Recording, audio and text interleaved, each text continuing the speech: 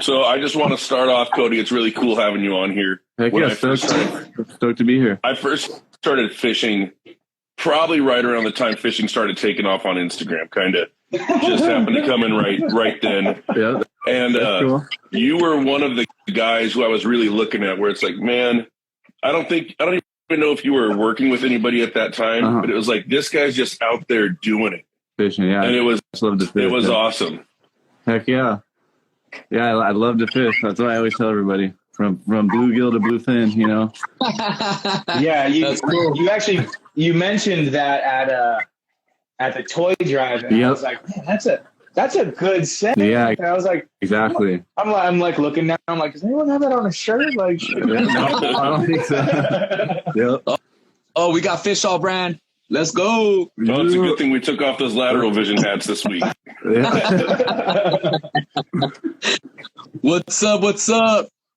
What up? Oh yeah, I forgot you could read all that.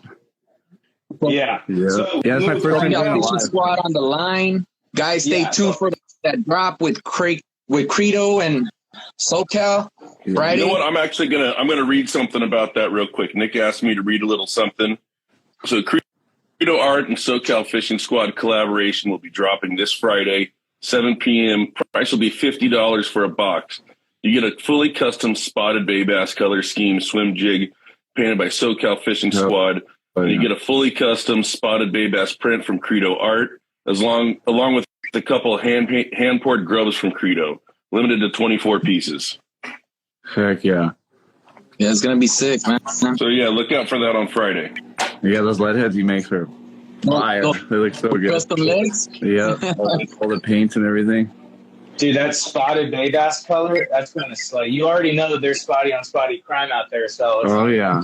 Bassy bass, that's for sure. Jig, that swim jig with like a brown paddle tail or whatever, something that kicks, just slow rolling that thing. That Credo natural color. Yeah, natural. Oh, yeah. That's so tell us a little about yourself, Cody. I grew up fishing, you know what I mean? My dad had a boat down in Wilmington, and I grew up fishing the docks down there. Fishing anything, you know, spotties, perch, like buttermouth perch, shiner perch, everything, you know what I mean? And then we fished like a local lake by my house over here at Wilderness Park. I'm sure you guys have heard of it in Downey. Yeah, we used to fish trout there all the time growing up. So, and I mean, there's trout there? Yeah, well, there used to be. They remodeled the lake, so I don't know if they put fish back in there or what. But yeah, it looks pretty good at least. But they used to stock it quite a bit. And then we'd go over there and fish trout. And, yeah, I just love to fish, man. I worked at Save On for quite a while, too. So, because it's right down the street from my house. Super cool. Learned a lot. Met a lot of cool people there and stuff. And, yeah, that's pretty much it. I just try to fish as much as I can, you know. So let me ask you this. I heard, I don't know if it's true, but I heard for a while you were going hard in the pursuit of a world record spotty. Yeah, that was the goal. You guys were going to get the world record spotty. Yeah, we tried. Tell us about that. So yeah, we want to know how big you actually got. I caught one that was 5.7. No way. Yeah. And what's the that was world record? Like 6'3"? Yeah, 6'3". I think there's like a world record and a state record, and I think it's like 6'3" or 6 something. Yeah, I know there was a big one caught in Mission Bay on like an anchovy and a surf rod. That fish was like 6 pounds or something like that. It was huge. Oh yeah, it doesn't count. Yeah, I mean, still, that's a big fish. You caught it, you know. Hey, it's a big fish. It's cool to see that there is stuff that big out there. Yeah. You know, I will. It's just have to say that this one guy showed me a picture of a spotty on the spinnerbait. Maybe I don't know. It was that night. He didn't show me the bait, but. He showed me a picture of him holding it, and I kid you not, this is the biggest spotty I've ever seen in my life. It's bigger than 4, but it's like I can't be like, oh, that was totally. I mean, he never got a weight on it. You just know, like, you go, oh, that's ginormous. Yeah, there was another one caught by this guy. I forget his Instagram name. He's in Florida now, but he caught a huge one on a spinnerbait, and like you could see when a big spotty by the lip. You know, you can tell a big fish by the lip. And with the way he's holding the fish, the lip looks huge on that fish. Like, so massive. Do you guys remember that fish was big? I don't know how big it was, but that thing was probably 6 something, I would say. Did you get a measurement on that big spotty? No, I didn't. Caught? No. No. Do you guys remember the old Batman cartoons where he would turn those fish into clowns? Kinda. The lips on those fish. Remember how big they were? Yep. Dude, a spottie. I don't care how close you put it. If you see the lips on by the fish, lip, yep, it's a big fish. Oh yeah, Definitely. That's why you see some people like. There's some big people like you're a big guy. I know that. Like some people when they hold a fish, the body doesn't look big, but then you see a photo of the bait in the mouth, and you could see the lip. You're like, oh no, that's a good one. There's no denying it. You know what I mean? So when you met me in person, did I live up to how big I was? Yeah, definitely.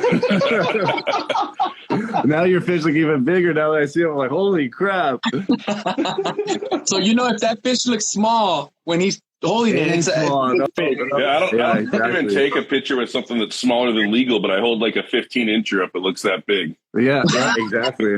Literally. Later on, Luke, hold that dark sleeper. Yeah, like that big, tiny little dark sleeper. 2.5-inch bait. No, he's a 12-inch dark sleeper somewhere. Yeah, that's a 12-inch dark sleeper. It's about a foot long. So we're making Luke out to be like Hagrid from Harry Potter over here. So what's your? I want to ask. What's your favorite? Is it being on the boat or short pounding? Anything, dude. Anything? We'll go up to Bishop. We'll fish trout. I think I like now that we have a boat, and like taking the boat out, cleaning it up, flushing the motor, doing all that. Sometimes going short pounding is pretty nice. You know what I mean? Hop in the car, go down. You can fish for an hour or two, and then jam on home. It's a different kind of commitment when you get the boat out. Because when you get the boat out, you're like, I have to do like 3 hours now. Yeah, and then it's exactly. And that's if I fish for 3 hours. Because if I fish for 3 hours, the boat cleaning is another. Let's just give it an hour. Let's say taking it out, cleaning it, putting it back in when you get home and all that. Exactly. Yeah. So that when you pull a boat out, you go, I'm committing a day to this, or a half a day. Or I've committed myself to go learn something, to go achieve something today. Yep. Yeah. Exactly. I like to sometimes that's nice when try to keep things fresh. Sometimes that's nice when you're short pounding, just be like, you know what, I'm not feeling it. I'm going home, and you're able to just go home. Exactly. Yeah. And you don't feel so bad about it. I will say one of the things I say a lot though is I like to fish, but more than anything, I like to be on the boat. Yeah. So fishing just goes along with it. Oh yeah, exactly. That's what I always say. Being on the boat too. If you get back, everything runs fine. Catching a fish is just a bonus. Exactly. Yeah. So one of my biggest calicos, actually, I should say my biggest calico, was on Luke's boat. He goes, "Hey, I'm going out. My buddy couldn't make it. Do you want to go?" Yeah, it was Charlie that couldn't make it. Was it actually Charlie?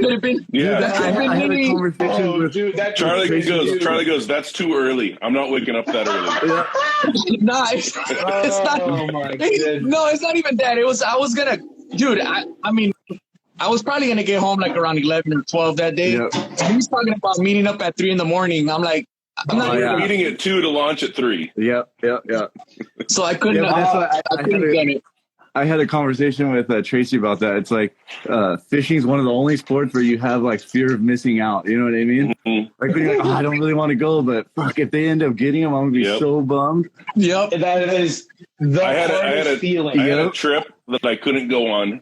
My buddy has a 19-foot whaler. Him and my dad are going, and I go, I can't. My wife's got plans. I got to watch the kids. Yep. They hooked into a marlin on the 19-foot whaler. See, like, you're missing out. That's what I'm saying, man. I never even seen a marlin before, and they're landing it on a 19-foot whaler with 25-pound line. Yep. That's right. Yeah, that's actually Ron and I were talking about. He was like, "Yeah, I want to go out tomorrow, but I don't. But if I don't, I know they're gonna get them, and if I do, we probably won't get them." So it's like shit. Man, it was bad, man. I was like, damn, it sucks that I couldn't go, but I'm stoked that he got that fish. Yeah, exactly. Yep. So Dan, tell us about that fish. No hate. But deep down, you're like, oh, damn it. But deep down, I'm like, oh. That was me. That should have been me. I have but I mean, Daniel was misses, and he was sleeping in his car, you know. Yeah, I always say time on the water. You know what I mean? It definitely 100% pays off. Yeah, like my buddy Mike said, I can't catch him from the couch. You know what I mean? And sometimes it's like that one fish can change the whole day. Like, let's say if you're fishing for 2-3 hours and all that stuff, and you're like, man, last cast, and you just hook an absolute chunk, absolute hog, you know, and it's just like, you're like, oh my gosh, I grinded like all day for this. That's a feeling on its own. Yeah, I wouldn't know. So that was the first. What's your PB spotty, Charlie? I wouldn't know. It's not. It was a little 18-incher, you know. Yeah, that's a good one. Yeah. It was a little 18-incher. I was with Mister. I don't know. Fishing with Nick, and I was throwing a jig, man. I the reason why I throw a jig is because he got me on him, you know. And it was a grind that day, and we stuck it through. And I remember pitching him, and I pitched it to the pylon, bringing it in, and it was just like straight bend. Hell yeah. I'm shaking, dude. I'm like, what's going on? You know, fighting the fish, and we finally got him up, and man, it was a nice spotty, man. Like you said, the lips said everything. Yeah, 18-inch spotty's no joke. Yep. Shoot, dude, I'm just looking for like above 16 right now. It's been so slow for me to like with large spotties. Like I've got a ton of 14s, I've got a ton of 15s, and I just beat 15 and a half, which was my previous PB. I beat it this year on the A rig. Oh, there you go. Slubs. I finally got to 16 this year. After like a year and a half of having 15 and a half be the biggest, finally made to 16. And we're slowly pushing up. It'll happen, dude. Time on the water. Yeah, time on the water. Yep. So what's your biggest calico? I caught it on the Long Beach breakwall. It was like 26 and a half inches, 27 inches or something like that. Yeah, yep. It was actually on a 3-inch swim bait too. Did you get a weight on it? I did not. No, I just got the length. All right. What's your guess? I don't know. I'd like to say 10, but no, probably like, I don't know, maybe 8.5, 9 pounds, something like that. I would say. I can believe that because let's say this. My 5 pound was 19 inches. Yep. So the fact that you said 27, that's almost 10 inches of just mass and muscle and potential weight. I don't know when you caught it, or whether or not it's like the end of winter and they're not feeding as much, or if it's like the end of summer and they're like breeding. My gosh, if that was a breeder, that would probably be. I'll have to find some photos of it. I used to film with a GoPro a lot, so I have like a ton of footage and photos. Yeah, shoot me a photo and I'll post it after this. Yes, for sure. I'll see if I can find it. Definitely. Yeah, my big one. I gotta ask Cody. Sorry, Luke. Go ahead. I'll ask before I ask. My big one, I let it go, and as I let it go, I went, "Oh no, I didn't measure it." Yeah, but you're stoked to get it. You know what I mean? I got away, but I never measured it. Me and Charlie were looking at pictures, trying to like figure out on my boat how big it out from the bench. We had it on the bench, so we were trying to measure the bench. That breakable is something amazing. That's for sure.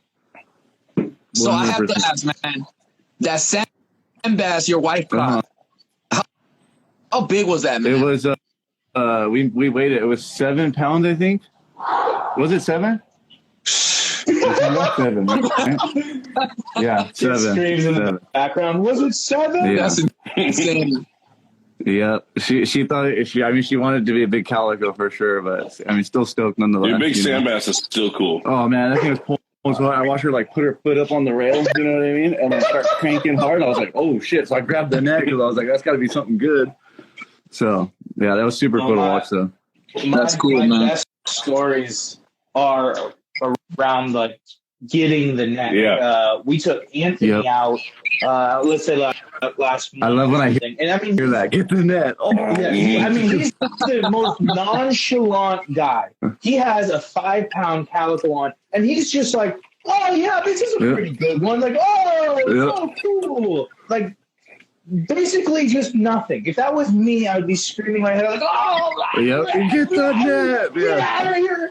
And this calico swirls right next to the boat, and it starts pulling line again, starts going back down, and I see this, and I went, "Where's the net? Yep. Where's the net?" And again, Anthony's just so casual, having the greatest time, and looks like, "What? How big is it? How big is it?" And I'm like, "Just get the net." Yeah. It was such a trip, and then we got it in, and I mean, it was. Of course, it's Anthony's biggest calico, but he was just having the time of his life. He's like, "Oh, that was such a fun fight," and I was like, "Yeah," and it's a huge fish. Yeah. Well, I don't think he realized how big it was till he handed him the net afterwards. Oh yeah, he felt the weight. Yep. When people are on my boat and they get a big calico or a big fish and they get it up near and they start like messing around, I'm like, "Get that fucking thing in this boat." Like bounce it, net it. I don't care. Get it in here. Those big ones have a habit of coming off right at the boat. Oh, always, right there. Always. Yep. Right when you see them too. Like they just tease you. I lost a couple of good ones at PV like that this year because we got into like throwing the weedless bait. Oh man, it's so addicting. It's so fun. Yeah. Even if you don't catch it, weedless is all I do. And hit it. It's still cool. As soon as I tried weedless, it was like, I'm getting rid of all my lead heads. Yep. Yeah. It's so addicting. So fun. I love it. I definitely haven't given PV enough time, but man, I've had some days in PV that are just I always say legendary. It's hit or miss. You know what I mean? Like some days it's really good, some days it's not. We've been like to save when fuel was so high. You know, PV's close because we have our boat in Cabrillo right there. We could jam out to PV and save on fuel rather than going to the island. So we would go and like grind it out like literally all day. And the bummer is when PV's not hitting, it's not doing anything. Nope, there's nothing. No condition, no nothing. Like you're just like, man, I'm about to put on a dropper loop with some squid. Yep. Yeah, something. Even that doesn't work sometimes. Shit. Yep. Yeah, that place is definitely hit or miss for sure. Carlos said he dropped a question. Oh, I know. I haven't even been looking at it. Oh, no. He dropped a question with me, I think, on what I posted earlier. He wants to know what's your favorite bait for the winter? Hey, Sudden Impact joined. Hey, Bill. Yep. So, whatchamacallit? Creature baits, like Sudden Impact creature bait works really good. Something low and slow. And then all like when I did the podcast with Nick, a 3-inch swim bait, tried and true. It'll work year round. You know, you could slow roll that thing on the bottom. Now, are you talking spotty specific for that? Yeah, for that specifically for spotty. And then if I'm gonna fish calicos at the break wall, a jig too, really at night. Now, sorry to interrupt, but Carlos actually put a question through the questionnaire on Instagram, which is cool. Never saw that again. You guys can actually put questions in there, and then I can pull them up. But he said, would you guys say that bigger fish are caught on the boat? Which is, in turn, what do you think yields bigger fish, fishing from a boat or fishing from shore? If you're fishing spotties or calico? Let's hit spotties. I feel like he's probably fishing spotties a little bit more so. I would honestly, bigger spotties are caught from shore pounding. I would say the same. Foot Patrol puts out a lot of big fish because there's a lot of spots that you can fish from foot that you can't get to with a boat that'll hold a lot of big fish. And vice versa. Yeah, yep, very true, and vice versa. I've done better from the boat, I think, just because I'm on the boat more. Yeah. I'm kind of lazy when I short pound. I'm like, that looks difficult. I'm gonna fish the boat ramp again. Yeah, exactly. I don't know. I mean, I guess I haven't been on a boat for that long. Yep. It's a little difficult for me to fish on a boat for now. Yeah. But short pounding's my thing. Yeah. I mean, we've caught some good ones from our boat, like in the harbor, but I don't know. I feel like I could get better ones from shore. Maybe because when I fished spotties, I didn't have a boat, so I know a few little nooks and crannies where there might be one. And the boat, I guess I'm still figuring out as far as spotties go. I'd say, do you have a trolling motor on your boat? I do not have a trolling motor, no. It makes it so difficult. Like even to fish the breakwall, like a little bit of wind's nice for me. You know what I mean? Yeah. Yeah. The trolling. I get worried really about fishing the breakwall without a trolling motor. Yeah. Yeah. That's why I had issues with my starter, so we didn't fish the breakwall for quite a while. Because I was worried that there was going to be a point in time where I wasn't going to be able to get it to kick back on, you know. Yep. So, but 90% of the time, well, actually probably 100% of the time we're fishing the wall, I leave the motor running and I'm power drifting, you know. But a trolling motor would be really nice to have. My old motor, if you just left it running, would stall out. So you would turn it off. That was the best bet. Yep. And no, we had it just die. Starter went out at the breakwall. Yep. And the only thing that saved us is the boat came with this piece of junk old trolling motor. Yep. And you could barely work it, and it was able to get us just far enough away to drop an anchor. So we got towed. Yeah, because that's what happened with our motor. I had a fuel pump issue, and I was shutting the motor off and starting it, and shutting it off and starting it like constantly as we'd go out because I wanted to fish so bad I would just beat up the motor. And I ended up, the starter took a pretty big beating, you know what I mean? So, yeah. But now that we got it all fixed, I want to fish the breakwall more for sure. But a trolling motor would be a game changer. I say it every time we go fish calicos. Like now that we've been fishing the weedless a lot, on the way home, I'm like, man, a trolling motor would be a game changer. A trolling motor would be a game changer. It is. Yep. Hey, Nick said he caught his biggest spotties at Lee Hills Rocks. Oh yeah, well, Town. So snapping rod said my PBs are trash compared to you guys, and I just want to say that maybe they are, but the more you go, the bigger they get. Yeah, exactly. That's just how it is. I mean, like that's how I always say. Well, it's all relative to time on the water. My big spottie's like 2.7, I think, which is nothing compared to yours, but it still took me 4 years to get that. Yep, that's still a good fish though. I don't even know what he's talking about, man. They're over there slamming big old sand bass and giant fucking Mark. You're talking about sculpin. Mark, mind you, this has the biggest sculpin I think I've ever seen, and he just nonchalantly yeah, he's how big? He has by far. I don't know if he has a weight or measurement on it because it's a sculpin and nobody wants to handle those things. But I mean, I've seen some pictures that he has, and you go, that thing's like 2 pounds. Oh shit! Probably bigger. And that thing's huge. That's like and it's just like one of those things he probably caught the state record, doesn't know it. You know what I mean? Yeah. Honestly, I would give him the state record just because I don't know. Yep. Yeah. Nah, but yeah, man, they're out there on the kayaks, fucking slamming sand bass and slamming fucking sculpin. Yep. So, yeah. So let me ask you this. Do you think you're getting bigger fish in the winter or in the summer? I would say during the winter. That when I think back on it, yeah, bigger fish in the winter for sure. I don't know why that is, but I feel like there's like certain times of the year where like the big ones are just biting. I don't know if they're spawning or what it may be, you know, but I feel like if they do spawn, maybe it's a couple times a year, you know? Well, I know we were getting big calico in the spawn, and I know they were spawning because they were spawning all over the boat. It was disgusting. We were like slipping in it and everything. Yep, exactly. But I feel like we got bigger ones during the spawn, but I feel like once the winter really started going last year, we had more big ones. Yep. Not as big, but a lot of big, like a lot of higher numbers and bigger higher fish. Numbers of large fish, like a lot of fours. Yep. We weren't getting as many 5s and 6s and stuff, but you'd have nights where you'd have so many 4s you lost track of them. Yep. That's so cool. Yeah. Yeah, the breakwall is so fun. I love it.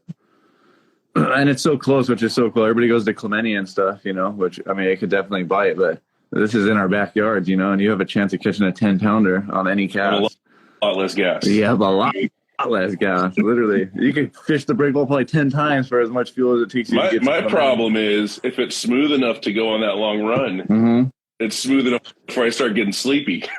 Yeah, there you go. Yep. Well, the difficulty is if it's smooth enough to go, you kind of go, well, do we want to go? Yeah, I mean, exactly. Let's wait till tonight and hit the wall. Yeah, we hit the wall tonight. Yeah, exactly. Yeah, That's what I was also cool. Oh man, but I had a question that I forgot. So if you have another question, but shoot, I'm trying to remember it. I might have an answer. So it looks like you've been going out with Roger Zach. Yeah, I've been helping him, deckhanding for him and stuff. Oh, nice. Yeah, he's super cool. I went out on a trip with him. Oh, heck yeah! And I caught two cow cods. Oh, nice. Which was awesome. He's going like, oh, it's another cow cod. I'm like, no, this is what I want to catch. Yep. I want a big old cow cod. Yep, that's so cool. I know I've seen photos of like back in the day where they're just massive, huge ones. Oh, the one I caught, I'm holding it up by my head, and its fin is past my waist. Oh my gosh! See, I like to catch them. Easily 3 feet. That's insane. And what was really cool about it too was releasing it. Hooking it back up to the weight, dropping it back down. Yeah, the descending thing. Yeah, that's super cool. Yeah, especially when you see that now that we can do all that. It works really well. Less harmful. On fish too. So on your boat, what else have you caught? Did you get bluefin on your boat this year? No, we haven't caught any bluefin. We've caught Dorado, halibut, sea bass, yellowtail. Yeah, we caught yellows, calicos, leopard sharks, black sea bass, a little bit of everything. We haven't caught any wait to get my boat going. No yellowfin either. Yeah, let's talk about Daniel's boat for a minute. He goes, I want to build up my boat. So I get him the wood. I cut all the decking, everything. Yep. Okay, you know what? Fix the leaks this week. Next week, we put all the decking in. Yeah. That was about 6 months ago. 6 months ago, he still hasn't fixed the leaks. I got the wood decking. I got the seat deck that goes on the wood. Yeah. We got the hinge. Everything is ready to go. It's already painted. I have my picnic basket ready, and you still haven't taken me out. I got an ice chest full of beer. Let's roll. My goodness. All right. So good news. I have a week off, coming up next week from work. So I'm planning to use that time to just completely my hopes are to get the whole boat done. That way, starting the new year, I got my boat going. There you go. I want it so bad. Yeah. And then to ask another question, Jeff from Salty Bastards, he asked Cody specifically, he said, what is your go-to bait for calico or your setup for the calico at the wall? But I want to extend that to Luke as well, because I know he fishes the wall as well. I would say not extensively, but, Luke's put some time in at the wall. Oh, yeah. So that's for Luke, right? That's for you. Cody. You're good. So I fish a creature bait, dude, when I fish the wall. That's what I'll fish a lot of times, because everybody will be fishing a swim bait. So I'll slow down, fish a creature bait. And I fish pretty heavy, I guess. I'll fish like 80-pound braids of 50 or 60-pound fluoro. Oh, really? Yeah. I fish pretty heavy. Yep. Just because if I get bit, I got. You're like, I ain't losing it. I ain't losing it. Because even I fish like 40-pound where I get hooked, and when you're fishing a creature bait, you're a lot closer to the bottom. Mm-hmm. And I've had them in the rocks, and I could feel that fluoro like scraping. You know what I mean? And then boom, I've gotten broken off. So I just feel like when you fish 50, 60, it just gives you a little more time. A little more abrasion resistance, because especially at night, I don't think it really matters. And fishing a creature bait, there's not much action I'm looking for. The surge is pushing that thing in and out of the rocks, doing all the work for me. You feel like that 80-pound affects your cast? Does it affect my cast? No, not. I don't think so. No, I could cast right up to the wall as far as I'm fishing. Because I'll even fish the same, honestly, when we fish the weedless bait. I'll fish 80-pound hollow to... it's like Max Quattro or something? No. It's the Phoenix hollow. But is that the same principle? Yeah. So I don't know if hollow's like a lot of long range guys use it for serving the line. Yeah, and it kind of lays down flat. Yep, it lays down flat. So in my head, I think I can hold a little more line of 80-pound hollow than I can 80-pound solid. I don't know if you can, but in my head, what size reel are you doing that on? I have a Revo inshore, the SX or. I forget what it is. It's an old silver one. 300 size? Yeah, it's almost like a 200 size, honestly. Okay. Yeah. Yeah, they're the old Revo inshores. They're like a silver and blue almost. I They think were that's like pretty. Yeah, they're pretty bulletproof reels when they came out, and I'm not too good with my gear as far as rinsing it off and taking care of it, and those seem to hold up a little longer than most, you know. So are you the kind of guy that goes out there with 1 or 2 rods, or are you like a 6-rod person? 2 rods. Sometimes rods. 1. Yeah, 2 rods. Like I'll usually have like a creature bait on one and then a swim bait on the other. Same. I usually only have like 1 to 2 rods. Yep, exactly. Yep. Luke, I want to ask you, how many rods do you go with? 5, yeah. 6. 6 rods. Well, Yeah, when he went like this, he was hiding another hand behind it. It's nice though, that way you don't have to retie, you know what I mean? Yeah. And I also want to do all the things. Yep, yeah, exactly. So I've got a couple 200 size reels, a couple 300. There you go.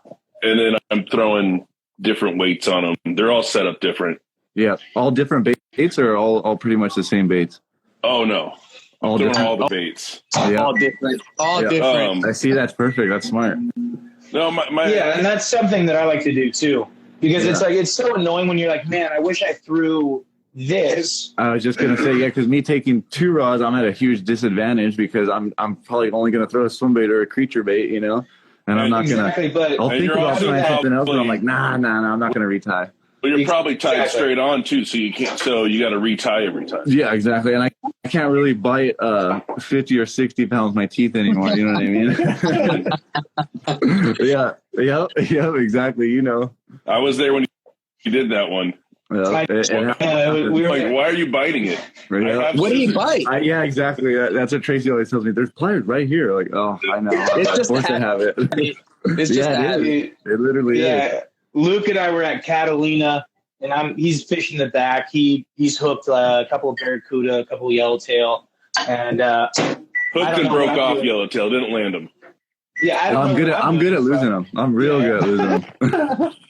I'm out here just chipping teeth in the front, having some grand old time. What did you cheaper? But the line. I don't know, probably like 20 pound, maybe 25 ish. But over 27 years of doing that, it's just and it's on the same tooth every single time. It's just boom, boom. Yeah, boom, same tooth. I use these 2 right here. You need to drink some more milk, man. Lactose intolerant, so no, don't drink any milk. Especially when I'm on a Catalina trip. Oh no! What size is your boat? No, mine's 18. Yeah. Oh yeah, you don't want me, consuming dairy on an 18-foot boat headed to Catalina. Hey, the fish might like it. You can just chum them up.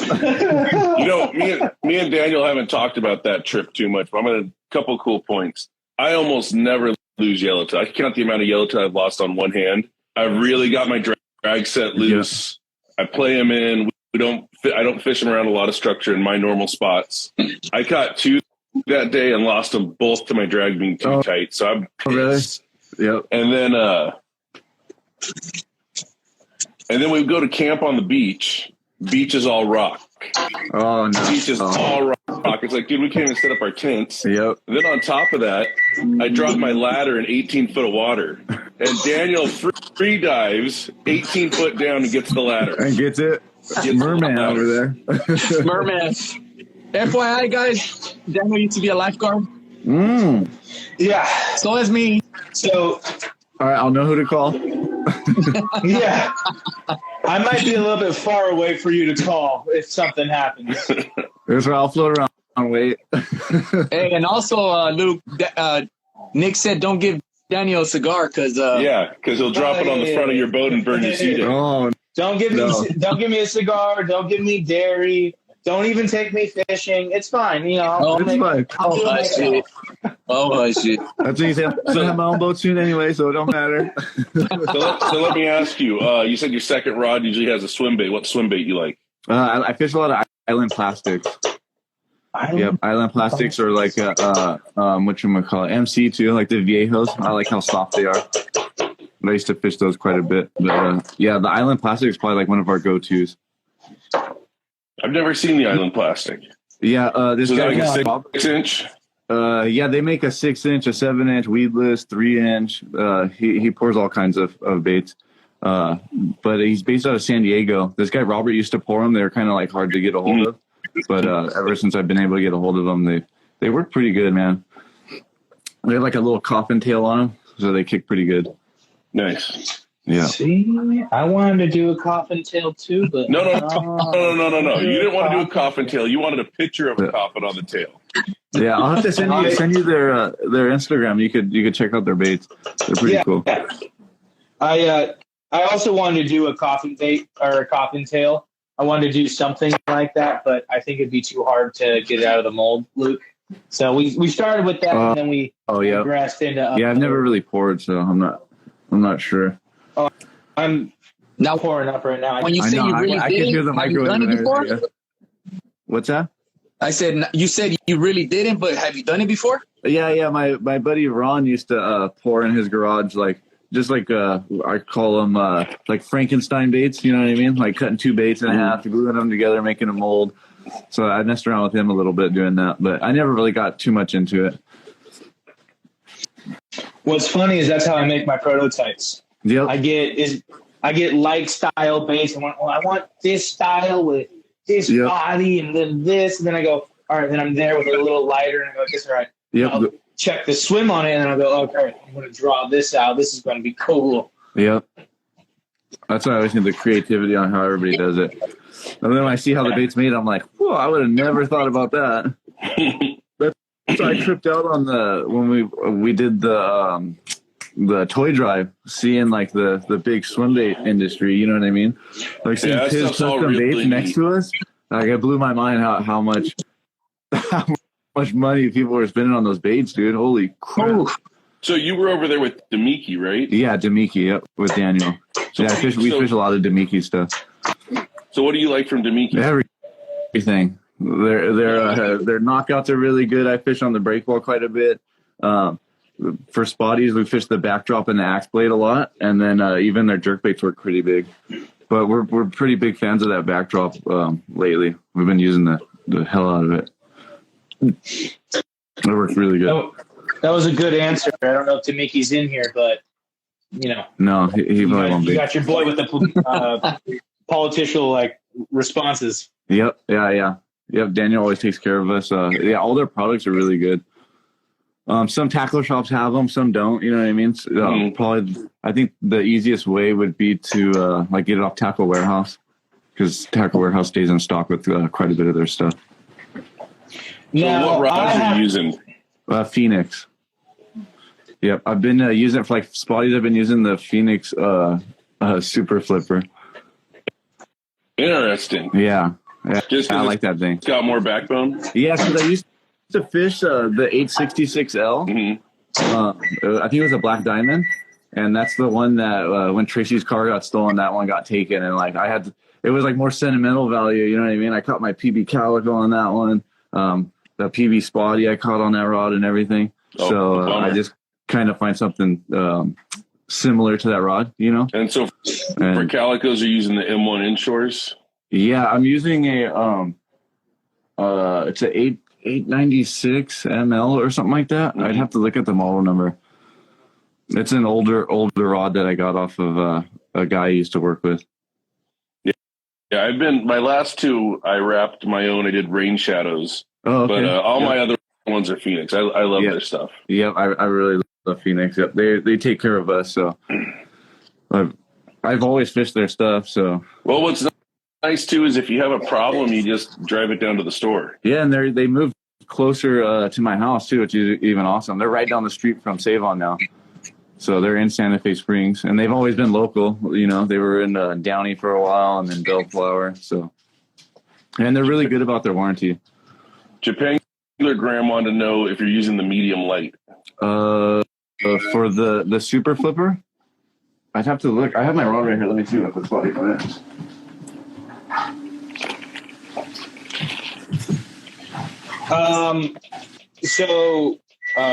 Carlos asked, "What are PB?" All right, I'll tell you exactly. Halibut is. Fast MH. So 12 to 30 pounds. 12 to 30. So medium. Yeah, it would be medium. Yeah. So someone just asking what your PB halibut is. Mine's 28 pounds. 28 pounds? Yeah, 28. Yeah, I can't get to the 30 mark, man. 30 mark. I'm trying to hit the 21-inch mark. Yeah. I've only got one legal so far, and it was like barely legal. Yeah. We fished halibut quite a bit, and I was taught by some pretty halibut fishy guys. So I know. Like my buddy Ron. That episode with when you guys went out with Deuce Fish. You guys, you guys were fishing for halibut. Yep. Yeah, we did a little rock fishing and then some halibut fishing too. So, but my buddy Ron's caught some big halibut. That's why I always say like the 30 mark, because he's got one like he's got some 38, 39 pounds. Oh yeah, big nice. One. Yep. But I'm. And are you guys like with live bait or if we're doing the halibut, yeah, we're fishing live bait. Yep,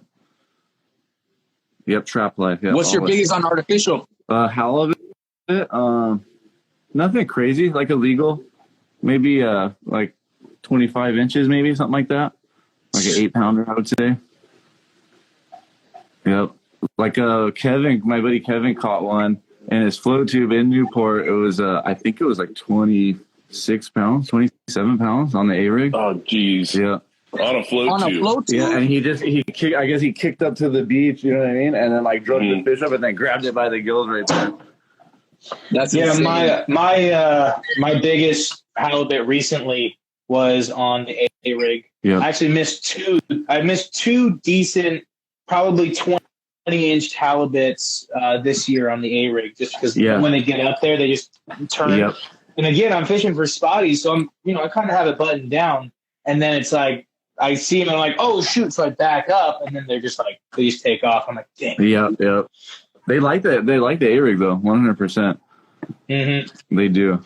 That's why it's the best if you hook one and he's got another hook in his side. You know what I mean? Then you got him. He ain't going nowhere. Extra. Yep. Like the yellows at the island when they eat the A-rig and they get it in their face, they just they don't seem to fight. You know. So you've got a yellow on the A-rig. We've caught a couple yellows on the A-rig. They like the A-rig.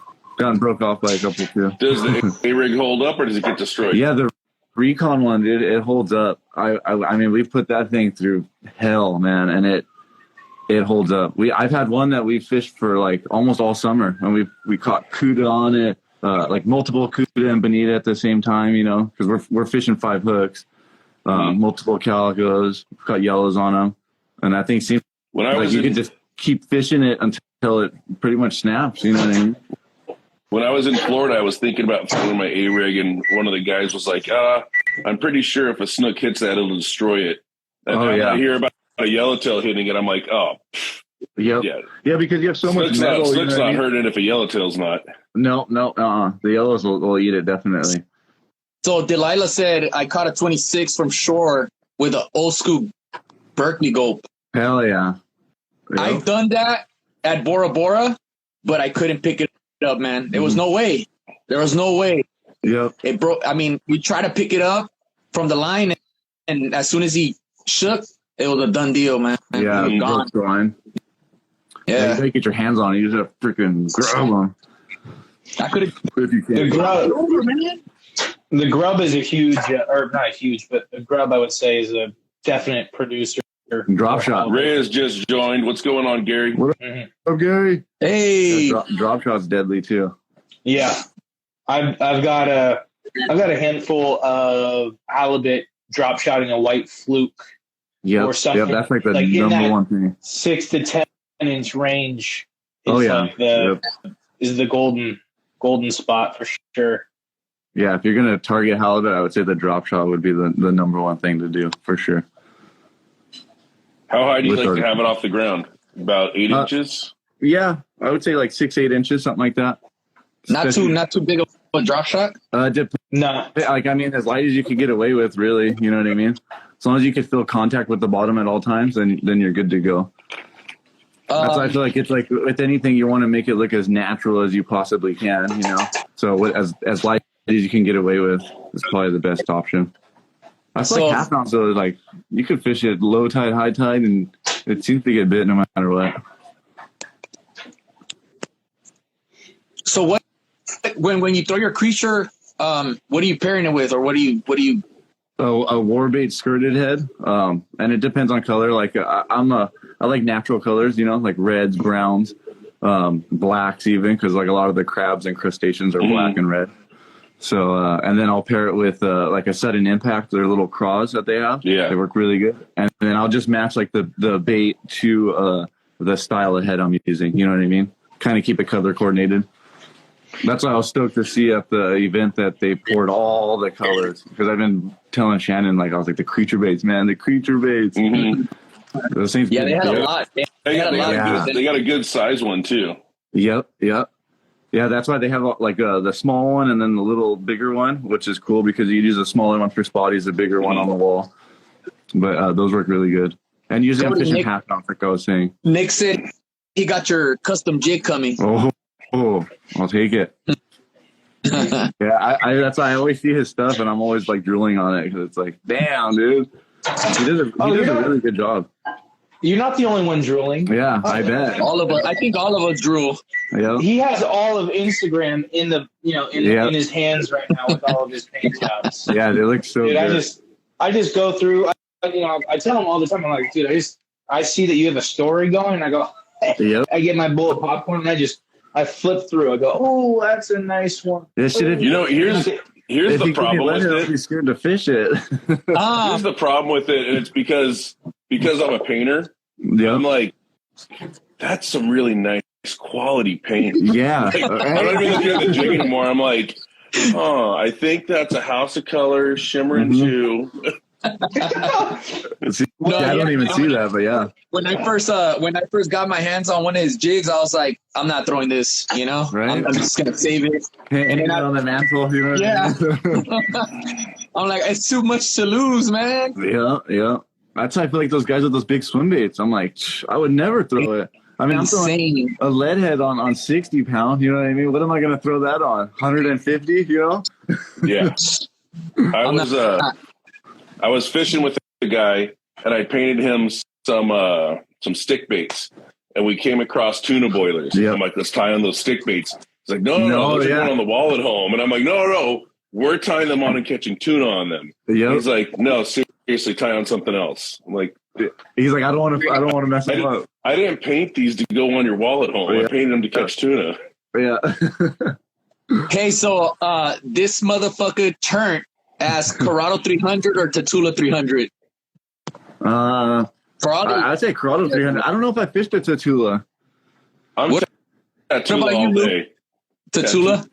Well, okay. Tatula's a freshwater reel. You got to maintenance it a lot. I really, really like my Tatulas, but I think I'm going more towards the Lexus just because there's less maintenance involved. Yeah. All of that being said, I love to throw my DC. If I'm just throwing small stuff around, the DC is really fun. It's really fun.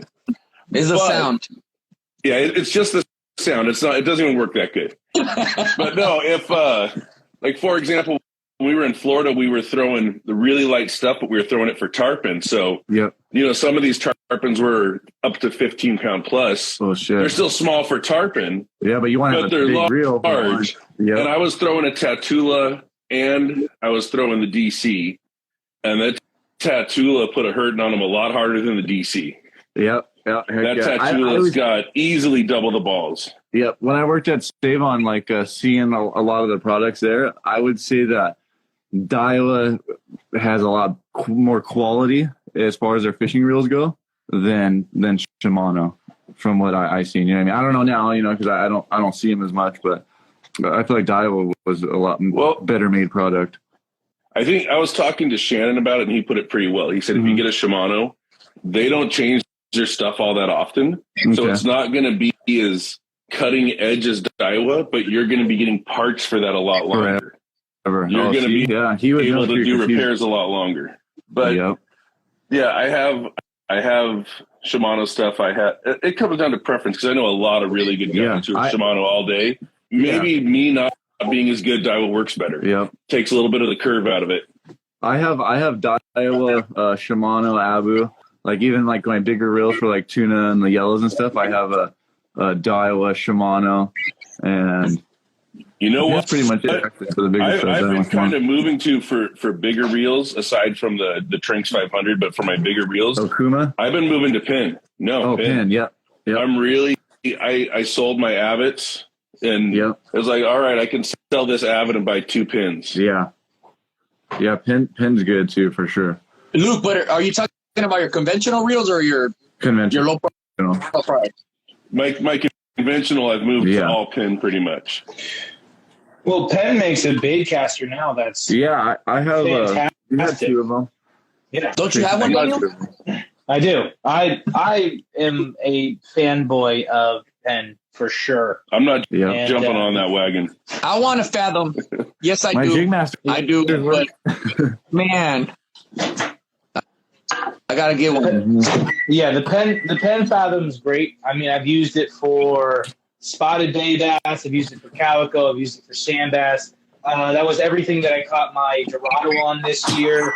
I hooked in the yellowtail, but that's hot. Yeah. Bonita on it. Hey guys, working with hot plastic is hot. One thing I'm going to say about the standard Lexa 300 is I'm out on we're out at not Tanner Bank, the one past Tanner Bank, Cortez Bank.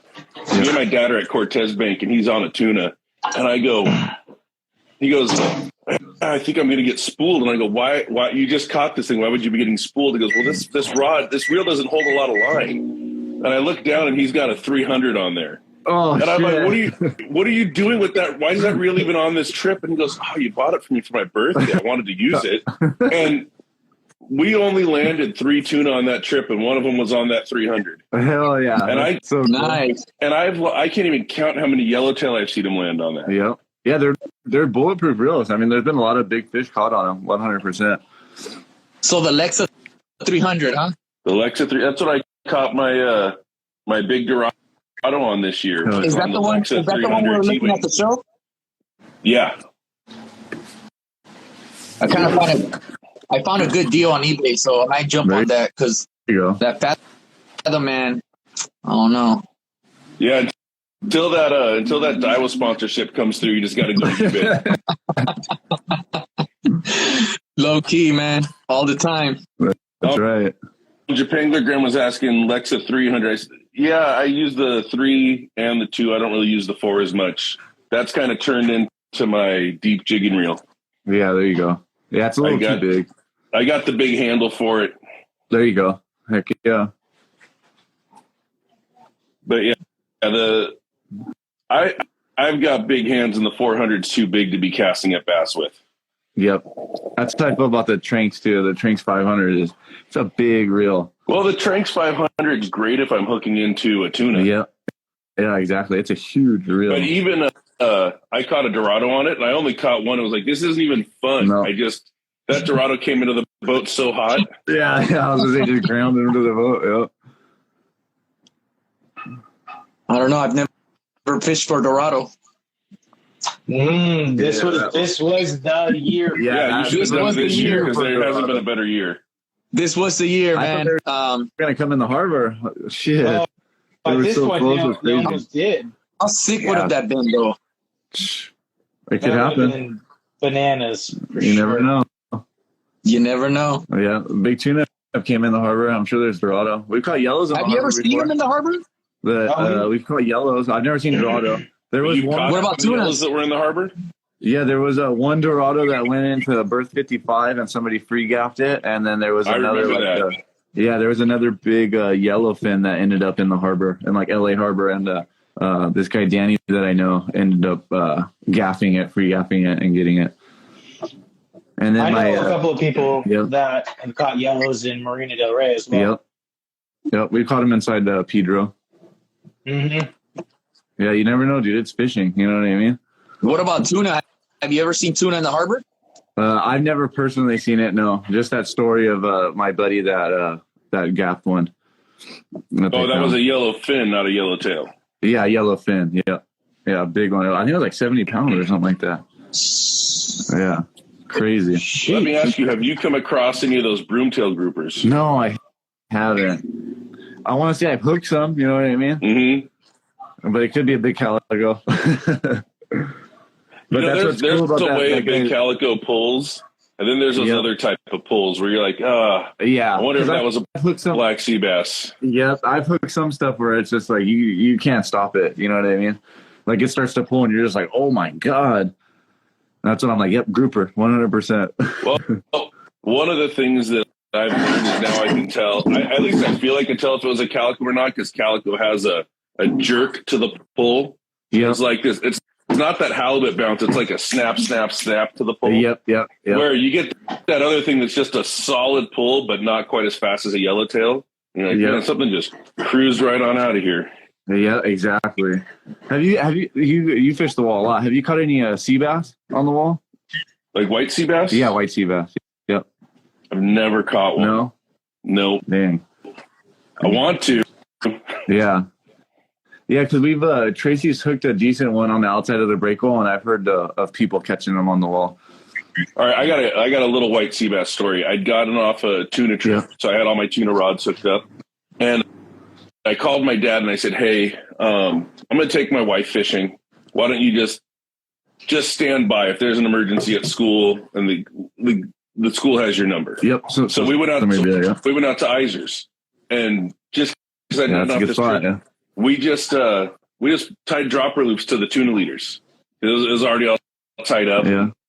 My wife goes, "I don't know what I have, but it's big." And I look over and the tuna rod is bent, and it's like, what?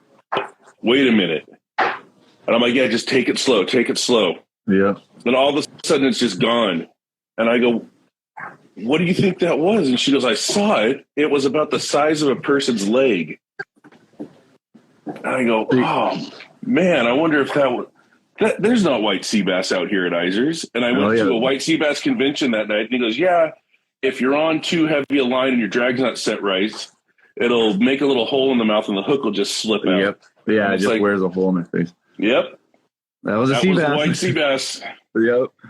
What's your biggest white sea bass? Oh, like barely legal.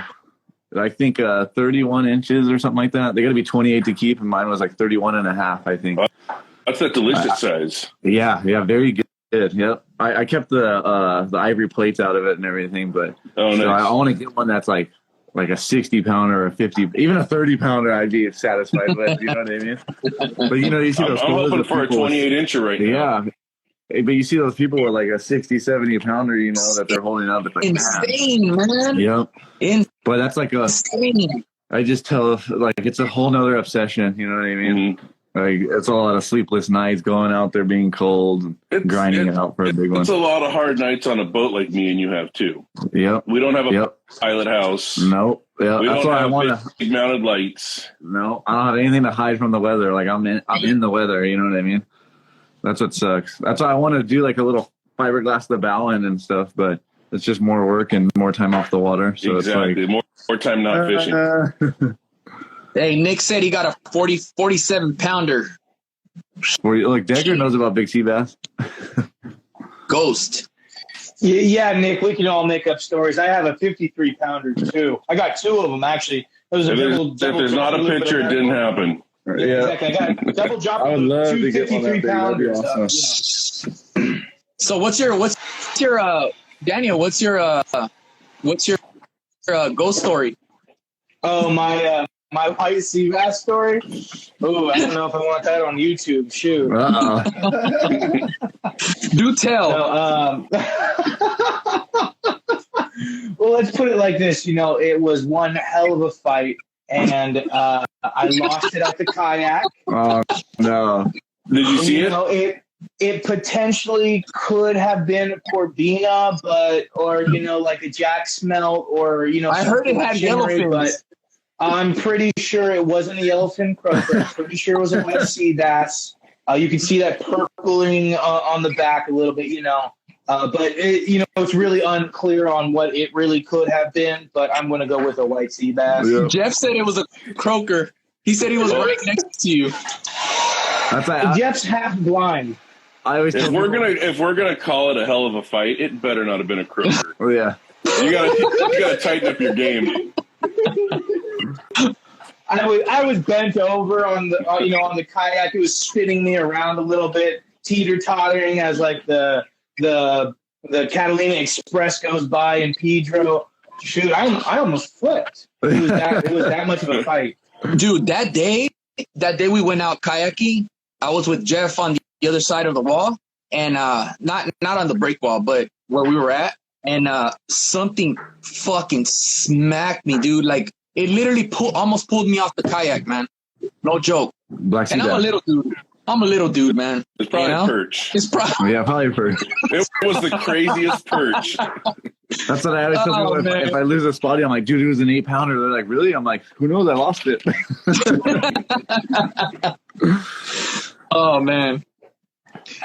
But yeah, it tipped me. It did. It did, man. I don't know. Whatever it was, I want to say it was big. There's definitely sea bass back there, 100%. Yeah.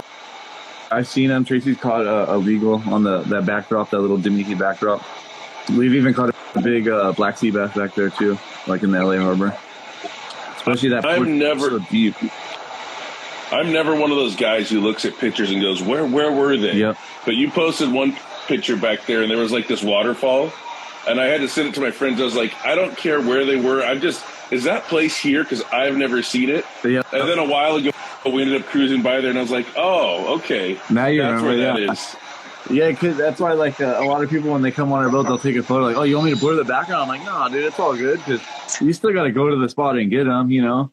Like, when we were sport hunting, I used to blur we used to blur the background quite a bit, you know, because there's only so many spots you could shore pound, but I don't know, I guess I don't want to say I don't care anymore, but it's, like, you still have to go get them, you know what I mean? There's certain spots where I'll blur it, and there's certain spots where it's like, everybody knows about this spot. Everybody knows about it, yeah. I think I don't know if, like, I feel like there's no secrets anymore, you know, everybody knows everything. I only fish Marina Del Rey, man. Oh, okay, yeah. I know. No, I'm just kidding. Hey, don't talk about it. I'm over here trying to make these baits beautiful, and I had to stop. Marina Del Rey is the worst place to fish. Just want that on record. There was like 3 episodes ago. He goes, "Oh yeah, so and so." He catches him over by that one thing, and we're like, "Charlie, what are you doing?" Yeah, because we don't fish Marina Del Rey too much because it's a little further from us, you know. Because we're by the 605 and the 5, so like the closest bay to us is like Long Beach, Alamitos, pretty much. And then so you keep your boat in the water? I have it at a dry boat storage in Cabrillo. Oh, okay. Yep. So we got war baits on. It's pretty convenient. What up? But it's nice, you know, and it's the price is right because I don't think I could even keep it at a storage by my house for about as much as I pay there, you know. Gotcha. And like when I bought our boat, I didn't have a car at the time, so I didn't really have a choice. I had to just tell them, oh, please, can I just keep my boat here? You know what I mean? Right. Priorities. Yeah, right, exactly. But they were super cool about it, and the convenience of not having to tow the boat back and forth is really nice. That's kind of one of my things with the whole reason I don't want to upgrade is it's like this is about as big of a boat as I could fit in my driveway, and the price is right. Exactly, yeah. If you keep in your driveway, that's the best bet. Well, the towing the boat back and forth thing got to be enough of a pain where it's like I'm just buying a brand new trailer because I'm not dealing with this thing being towed again. Yep. Yeah, exactly. Towing a trailer is a nightmare. Yeah, usually our trailer, I tow it to the house like once a year just to do like maintenance on it. You know, no, I mean cosmetic stuff. Putting your trailer on a tow truck.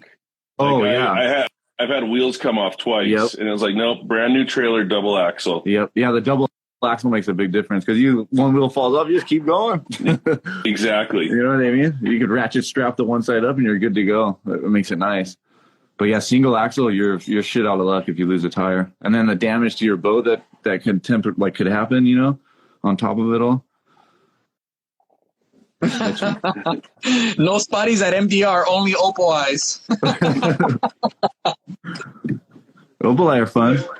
What's funny is I've never seen the questionnaire thing. People can ask questions. Mind you, this Carlos was saying that he's thinking about getting the Tranks 200.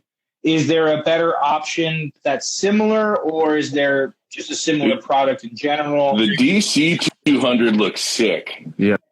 I would consider the DC 200, but I'm also a big fan of the Lexicoastal 200. I've been fishing a Revo. I forget what it is. The Revo? Yeah, it's the black one. Is it good? Yeah, I haven't had any problems with it. I don't rinse it off too often. I haven't had it serviced or anything. And is that a freshwater? It's a freshwater reel, right? I don't know. Maybe. Let's see which one it is. What's up, Phil? So Carlos said you guys are just showing off. I'm trying to get a kayak and don't even have anywhere to store it. So Carlos, just so you know, some of the marinas have kayak storage there that's pretty affordable. Yep. Yeah, even where I have our boat too, same thing. The Revo X, this one. Yeah, the Revo X is saltwater. Oh yeah. Oh, that's saltwater? See this one. Yeah, huge shout out to Warbaits Afrin for hooking me up with this. But yeah, I've been putting the wood to using. I mean, you can see the salt build up in it. Cody, you got to rinse the reels, man. I know, but dude, don't worry, they'll cast a mile. I'm telling you. I just rinse the reels when I'm rinsing the boat now. It's like, hey, put the reels right there on the side. I'm going to spray it at the same time. Yep. Yeah. Smart. Yeah. That's what I try to do. And then sometimes I don't want to put because I don't have a pickup or anything. So the rod's got to go in the car with us. You know what I mean? Mm-hmm. Yeah. So you don't want them all wet. Yeah, exactly. That's the biggest thing. But even though they're probably still wet with salt water, I just don't think about it, you know? Yeah. It's literally wet with worse water. Yeah, exactly. Even worse for the car. No, I don't want fresh water. No. In the car, only salt water. Salty only. Yeah, because I don't know. I've had times where I feel like rinsing a reel off is good, and then I've had times where I don't rinse the reel off for a very long time, and the reel lasts a lot longer. You know what I mean? Because somebody told me it gets a salt buildup protection. Exactly. Yeah. Seals all up all the creases. I don't want to break the seal. Don't break the seal. Don't do that. But yeah, I don't know. I'm bad with stuff. That's fine. Part of the crew, part of the reel at this point. Yeah. I guess I look at them as like a tool. You know what I mean? Yeah, I'm extremely hard on all my gear. Yeah. And so I tend to buy down knowing that I might only get 3 years out of this. Yeah. It's been very recent that I've started to appreciate the higher end, the more quality gear. Yeah. Because you do get that extra long cast, that extra pull power, that just that extra. And you go, now it's like I carry a jug of water in the back of my car and I go, okay, I rinse them off sometimes if I remember. But it's important to upgrade, and it's also important to look towards getting that better gear. Because over time, it will indeed make you a better fisherman. Oh yeah, because I genuinely could only cast 20 feet with the reels that I was using. So it was like a hand-me-down reel with a hand-me-down rod, and I was like, the fish don't care. They blah blah blah blah blah. I was one of those guys where it's like I can still catch fish with this reel. I finally bought a new reel, and I'm casting 40, 50, 60 feet. And I'm like, I didn't know I could fish. Yep. I can it makes a big difference. 100% having a reel that you can use. That's why I should probably take better care of my stuff, because I've had times where we're out fishing the wall and I only take 2 rods, so I've had a reel go bad on me, and then I'm stuck fishing a swim bait the whole night. Still sticking them. Trying to, you know what I mean? I go around to all the tackle shops, just whatever I'm feeling that day or wherever I happen to be closest to. But all my reels I take to LA Fishing Alliance. They do really good service, and the price is really right, and it's a really quick turnaround. Heck yeah, yep. It is. I think he said a week, super cool, or maybe. I've had times where I'm 2 days later getting a call. Dang, that's bad. Man, I'm working in Burbank. I can't even get there till the weekend. Yeah. Yeah, I think the last person I had service my reels was Goalie's reel service. Mm-hmm. And he does really good work. I sent some stuff to him, and they returned it, and I'm like, the address is right. And I was just out of time at that point. I was like, all right, LA Fishing Alliance. Yep. Yeah, for sure. Yeah. And Rob does a really good job there. For sure. Definitely. Yeah. They're right by us too. And it's affordable too, man.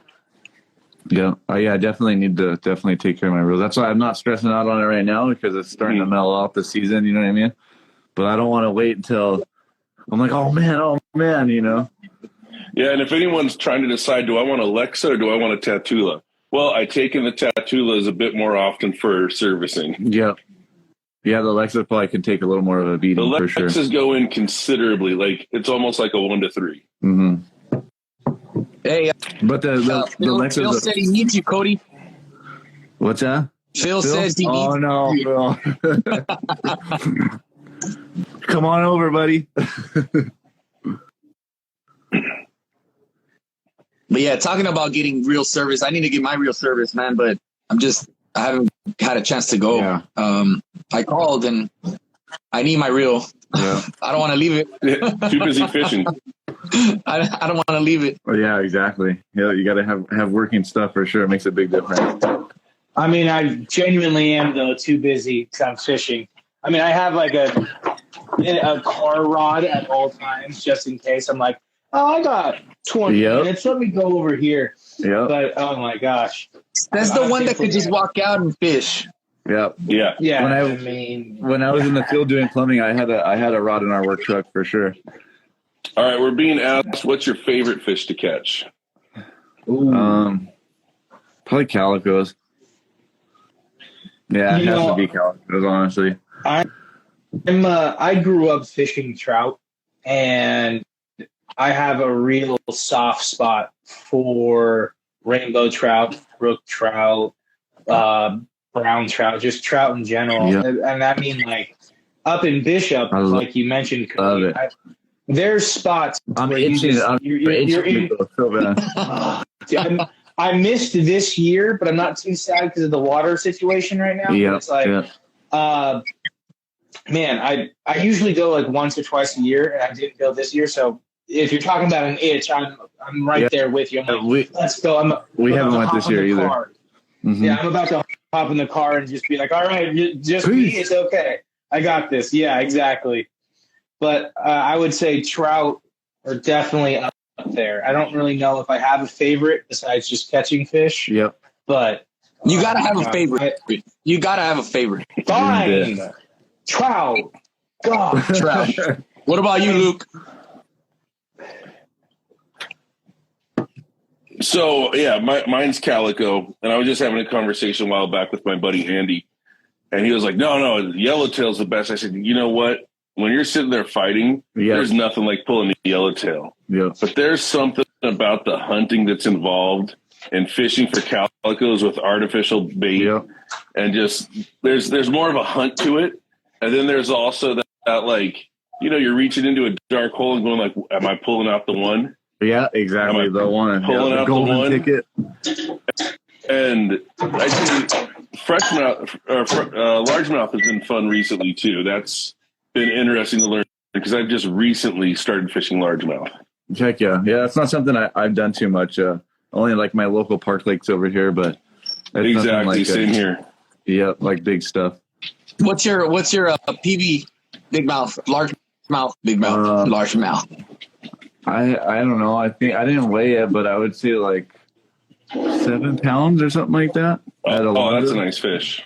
Yeah, on the At a laundry, you said? Yeah. Yep. That's. There's no fish in the laundry. Instagram. Yeah, my bad. Don't go. Don't go to Alondra. They don't have fish. Don't go anywhere north. Don't go that the way. bathroom's on fire.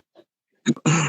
Hey, so I caught some good large mouth at like Ralph B. Clark and stuff too. That's all like close by, I had this plan. I told Daniel, I said, I'm going to do a doubleheader. I'm going to go catch a spottie. Then I'm going to drive to the park and I'm going to catch a largemouth. You don't see a whole lot of people doing that. No.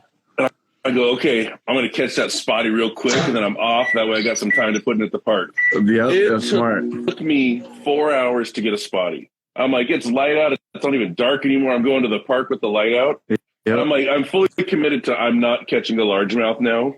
I caught a largemouth in like the first 15 minutes. It's like, hell yeah. That's so cool. What the hell's going on here? We've done it but the only way we were able to do it was go to the golf course. Oh, nice. Or they're gonna bite. You know what I mean? You're gonna get one. I have some really big bass out of golf courses for sure. Yeah. My biggest bass is out of Castaic. Do you ever get to fish Castaic? Yeah, I fished it a few times. I've never caught any like big largemouth out of there, but I've gotten on some pretty good striper bites. Like the foaming striper. I want to get up there. Yeah, I want to get up there for some striper for sure. Yeah. I that's actually kind of where my first striper kind of was, but still nothing big, and I'm still waiting on that saltwater striper for sure. Yeah. So there's a MDR chat going on. Everybody's talking about there's no spotties at MDR, so don't go fish for spotties. There's only mackerels and barracudas and. I saw somebody caught a bunch of yellowtail one night there. Really? Yeah. Yeah, I forget what the guy's Instagram was, but he sent me some photos where he caught them. They're like small. They weren't very big. You know what I mean? Well, still, the way Marina Del Rey is, I could see them getting into there. Yeah. You don't have to get in far. Yeah, very true. They'll end up getting that current pushing into that place. Mm-hmm. So I could just see it's them chasing bait and everything and ending up in there. They were there this year at the break wall. I know a couple of people that hooked into a couple and were, followed in a couple. The guy you might be talking about, I might have seen him too. Yep. He caught one like a block away from where I live and where I consistently fish. Oh, really? Like, it was just one of those things where it was like he just caught it on the day that he just happened to be there. Right. And I'm like, time. I'd rather win the lottery. Fish that place religiously, and you just come out of the valley one day and just catch it. Hey, Phil said those weren't yellows; those were max. Yeah. No, those were yellowfin croaker. Yep. Yeah, yellowfin croaker. Yeah, you never know. Oh, it's fishing. Man, for reals. I've got some nice spotties out of MDR, man. I'm not gonna lie. Yep. Yeah, there are good fish there. I feel like we're not asking you to lie. Yeah. We're asking you to fib. We're asking you to blur the background just a little bit. Hey. What about down south? Do you guys go down towards San Diego at all? Like Mission Bay, San Diego Bay? I've gone to San Diego maybe 4 times to fish, man. I've never caught nothing decent, man. Okay, it's always been small. I've only fished San Diego Bay a few times, but we used to go down to Mission Bay quite a bit and get the little rental skiffs there at Seaforth Landing. That was fun. And that's where we really got into the A-rig, and that's like where Tracy first started like getting into fishing. You know what I mean? Mm-hmm. Like getting on a spotty bite, and then like, oh wow, okay, now I see why you like this. And then now just stays.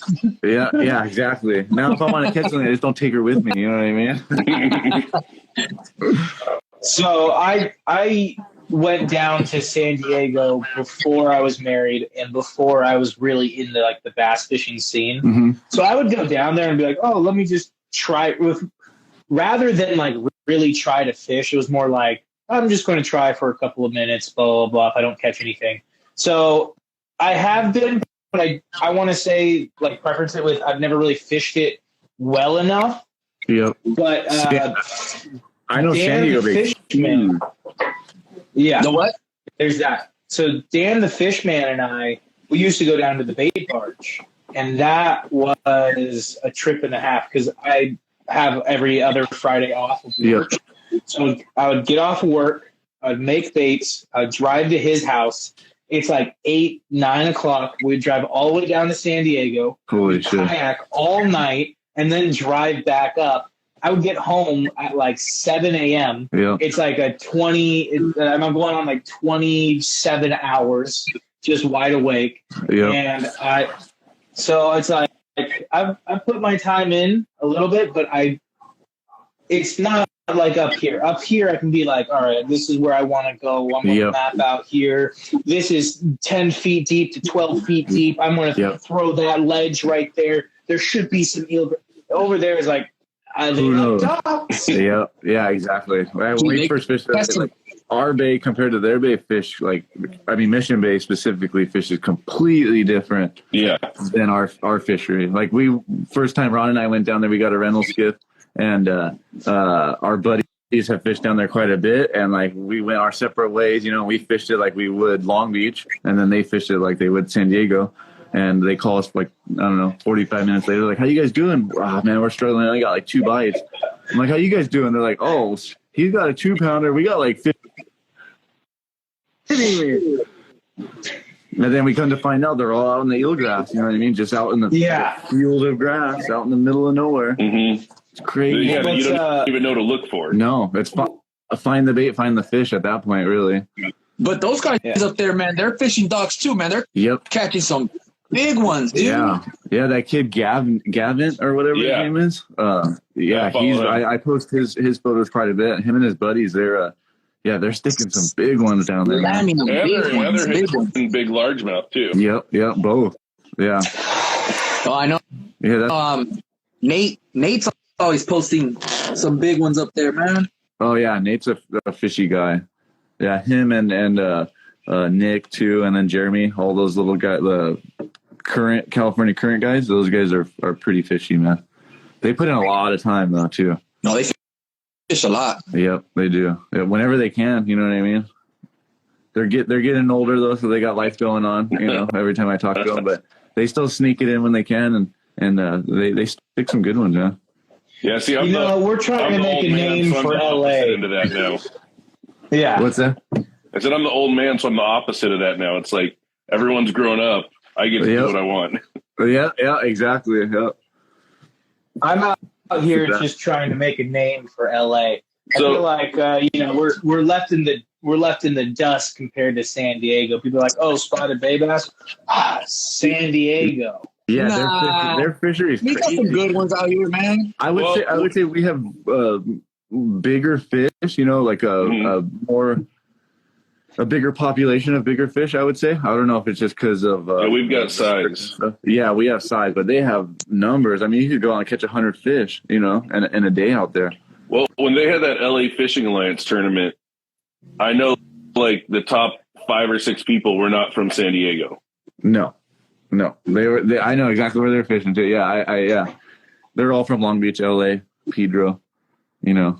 So the weight loss guy said, let's have a day where we all meet up and fish together out of Long Beach, meet and greet fishing. So just so anybody new knows, we just got finished with Glizzy's at the ramp, which was a meet and greet, and it was a blast. And the next one's probably going to be in Cabrillo. We haven't picked a date, but that'll probably be the next meet and greet. Hell yeah, let me know. I'm right there, so yeah, that's perfect for sure, man. Yeah, Daniel's not going to mess up the hot dogs this time. I didn't mess up the hot dogs. They were perfectly cooked. You messed up the drinks. I'm sorry. Sorry that you had to dip your finger in the mayonnaise and suck it off with your tongue. But how come you didn't get a squeeze bottle of mayonnaise? Oh, I didn't think about it. Well, did you get a knife? Nope. You had to dip your sausage in the mayonnaise jar. Meet and greet, like Phil said. A meet and greet. They only had the normal, like the best in a jar. There was like light mayonnaise was in the squeezable ones, and if I showed up with light mayonnaise, I would have gotten even more clowned on than bringing a jar. So I weighed my options. Well, I will say, T kind of saved the day on that one because I'm like, where's the ice? We got all these drinks and no ice. He's like, T shows up with a big box of beer and a bunch of ice. It's like, all right, let's put that ice on everything. Yeah, I'm coming in clutch. Smart. Yeah. It was the first one. You know, we live, we learn, we grow, we get better. Exactly. So Phil wants to hear about the mayo one more time. I'm not going to tell Phil about the mayo one more time. I'm going to tell him about Charlie just sucking the skin off of hot dogs. Someone goes, no buns. Someone goes, Charlie, what are you doing? We all look over. He's eating hot dogs with no buns. Oh man. No.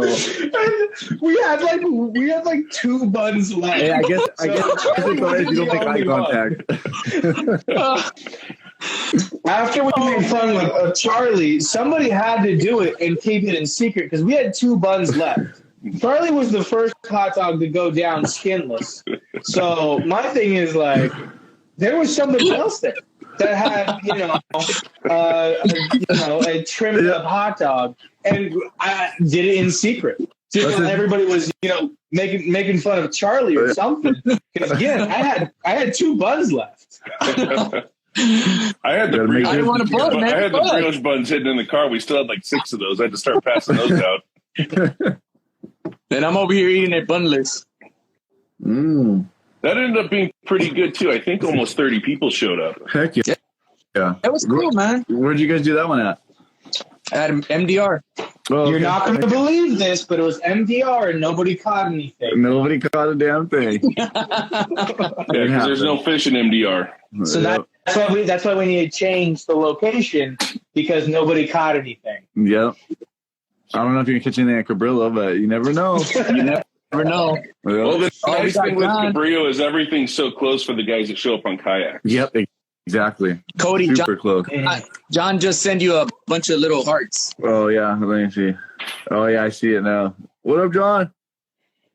And I got to thank John for saving us last week, because we had our guys show up a little late. So John hopped on to the first 15 minutes. Heck yeah. Spur of the moment. No shirt. Yep. Oh, man, I missed it.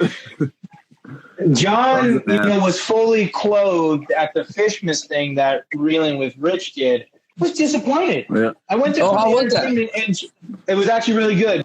To plug that, I get that it's over now, but they raised a bunch of there was another toy drive that was at Balboa Park up in like Venice or whatever, wherever that is.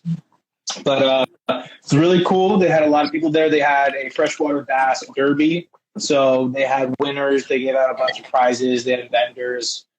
Genuinely a lot of fun. Probably catch me at it next year. But yeah, so that's always fun to see the toy drives going. But again, John was fully clothed, and was I disappointed? Bummer. Not so. I was. When you say fully clothed, you mean like a tank top, right? Yeah. No, it was pretty chilly there. Yeah, that's awesome though. Shirtless on OnlyFans, 69-cent special. Yeah. Get on it. Shoot, for that price, I might buy a year's worth. Oh, we got there. You go. Yeah. Gunbuster. Oh yeah. Here we go. Oh, harsh. Oh, dang, that looks good. Right there. That's one of the cool things though about the fishing community coming together and doing the toy drives and stuff like that. That's one good thing I will say about social media and stuff. Meeting cool people like you guys, and then people coming together to do shit like that is awesome. Yeah, I had a blast at the toy. Yeah, it was cool, man. Yeah. First time I went. Yeah. I know Luke went last year. This was my first year. Yeah, it was super cool. I feel like it was bigger this year, but I don't know. It was bigger. Right? Yeah, that's what I said. Like some people said it wasn't, and then I felt like it was, honestly. Well, especially the line. There were like 200 more toys than last year. Yeah, the toys were crazy. At least they had somebody come pick them up this year. That was smart. Did they not do that last year? Did they have to drop them off? Yeah. Yep. They had to drop them off. They got a lot of toys. I was the elf for the day. Yeah, there you go. I was the toy runner. Yep. Well, that's super cool though to see everybody too, meet some new faces. So I guess Carlos said the takeaway from this live is don't fish MDR. Yeah. No. We need to let that fishery recover. Yeah. Okay, TK, don't worry, man. Nobody's fishing MDR. Yeah, dude. No, John, no. Nah, man. It's just, I guess, there's no fish. Don't fish MDR and fuck Z-Man. That's basically what it is. Yeah. So I fish a jerkbait. So you fish the jerkbait? Yeah. For calicos, I fish the jerkbait a lot. No, and then even for largies, I'll fish a jerkbait constantly. So let me just because ask you, What are you looking for when you're fishing for calicos? Is that more like fishing the kelp at PB? Yeah, I'm looking for water movement bait, and then if I can meter fish as well, that makes a big difference. I'd imagine the jerk bait at the wall is kind of hard. Yeah, it can kind be of hard. Impossible. Yeah, I mean, you can get them on the jerk bait. It's like the same as a crankbait, you know. You can rip it through a lot of the stuff. So you fish, but I feel like the crankbait at the wall? Yeah, I'll fish the crankbait as well. But it's I've never had the courage to try it. I'm like, oh man, it's a mess in there. Yeah, it works. It really works. And especially if you fish it heavy enough, you could rip it through a lot of this stuff. But I mean, I feel like it's either going to bite in the evening right before the sun goes down or first thing in the morning, you know, those lower light situations. Mm-hmm. That was my big jerkbait calico was as the sun was coming up. Yep, as the sun was coming up. That's a good bait to fish during that time. Because I feel like the fish are just fired up and they're more willing to come out and get it. Can we get the whole story on that, Luke? Because it's a good story. Yeah, go for it. But what I have to say is, you know, we are planning a jerkbait live. We're planning a jerking live. I mean, 69 cents. That'll be on the page. The Bedmo will be at it. Okay, the Bedmo will be at it. Yeah. Check my bio for my Cash App. Yeah. We should probably tell the jerkbait story on the jerkbait live, but I've been watching so many jerkbait videos lately that it's. I knew it. That's all I can think about right now. Oh, my cheeks hurt, dude. My cheeks hurt. So what we're going to be doing is we're going out this weekend with Japendragram, the three of us and him, and we're just going to be fishing jerkbaits, try to pick up some stuff from him. There you go. Share the little bit that we know, and then in January do a live with him where we kind of discuss the trip and discuss saltwater jerkbait. Heck yeah, there you go. Yep, that's like one of the number one things I used to fish at Cat was the jerkbait. Oh, interesting. So Jeff Angler, he fishes a lot of hard baits. Yep, and that's one thing I want to get into more is hard baits. Yeah, I can't tell you how many swim baits I've got painted up, ready to go. Yeah. And then I just get out there and feel kind of lost. And I'm like, I know. You know what? I'm throwing a fleet. Yep.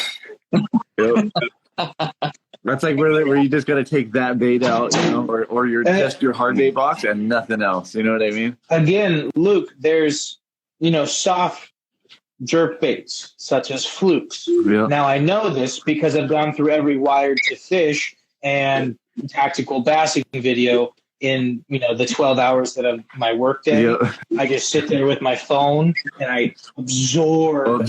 Yeah. Hey, Luke, Nick, thanks for the invite. Yeah, jerkbaits are fun to fish though too. Nick will be on the next jerkbait trip. There you go. It's going to be a little bit different than hard baits. Yeah. So it's going to be a lot of hard, but no baits. So you fish soft jerks, huh? Who, me? You know what? No, I'm talking because I make the slug, I really want to learn the soft jerkbait style. And now to go into a little bit of the videos that I have learned, the ideal aspect of jerkbait is the suspension or the slow sink. Because if a jerkbait rises, it doesn't do the same as the suspension of that pause. Because it's a lot of it is a jerk pause, and either it sits there or it slowly sinks. You don't want it to rise. So what I want to do is figure out how to get that same kind of motion, but in the soft plastics that I make. Let's see, I have some slugs. That's the thing, like the jerkbaits too. It's like salt water. Even though it says it's going to suspend in fresh water, and then you bring that into the salt water, it's going to rise. It's floating. You know what I mean? Yeah, it's going to float. There's no matter what because of the buoyancy in the salt water. If you take like you have to weight it fluke, and then you put a like a half ounce or even a 3/8 Texas bullet weight on the front, and you start jerking that, it's going to do all the things. Oh yeah. Yep. And it'll be again. That's if you're able to fish it fast enough and or a water column that will allow you to go do, because with that weight on the front, it's going to sink. So if you're fishing it fast enough, you can keep it in this water column. But the idea is that, I guess, Well, no, if you have it on a Texas rig, it will the weight sink, but the weight will sink first. So you're able to get some action out of it. What I was thinking today with the large brain that I have is I really want to do a double rig of the slugs, but I want to put like a 1/16 or like a 1/8 bullet weight on there, and I kind of want to peg it just so it does sink, but it has that really slow motion. Or I put 1/16 to 1/8 ounce bullet weight on one of the double rigs, and keep one of the double rig and one of the branches weightless. So this one sinks slower and this one sinks faster. So it kind of acclimates it, or if you right in the middle. You can also put light belly hooks on, and that'll keep it sinking a little more even. Yeah. So it's something that I want to play around with for sure. I think it's going to be a lot of fun because a lot of freshwater tactics do transition over to saltwater bass. Oh yeah. So the cool part was all the videos that I watched. They're like, "Oh, the jerkbait winter is killer." But again, it's that slow fall to that suspension. Pause. Yeah, exactly. Pause. And it does nothing. So that pause to very slow sink. So I'm trying to somehow get that, but with plastics. Yeah. I don't want to fish 15 to 8 foot water with just plastics slowly sinking. Yeah. Because again, a lot of our bass are going to be on the bottom or in that water column. Can they be suspended? Will they swim up? Yes. Yeah. But it's like ideally I want them to be, closer to the bottom so that when I'm working the baits, they're in the strike zone. Hey, Phil said playing with soft jerks is a gateway to hard. Yeah, I was going to say. So it's coming up for sure. We're coming up on about an hour 40 right now. So nice. We're gonna start wrapping this up. Yes, sir. Cody, is there anyone you want to plug or talk about? You talked about Demiki. You talked about Phoenix. Demiki, Phoenix, Warbaits, real happy for sure. And then Save on Tackle is like my go-to tackle shop. Anthony over there always takes care of us, and he's always pointing everybody in the right direction. Anthony, everybody there is awesome. Yep, super awesome, super knowledgeable as well. Yeah, it's a really cool bunch of dudes over there, man. Very helpful. Yeah, they're always willing to talk fishing and get you whatever you need to get. You know what I mean? Whether it's a bluegill or bluefin, you know what I mean? Right. There you go. Yeah.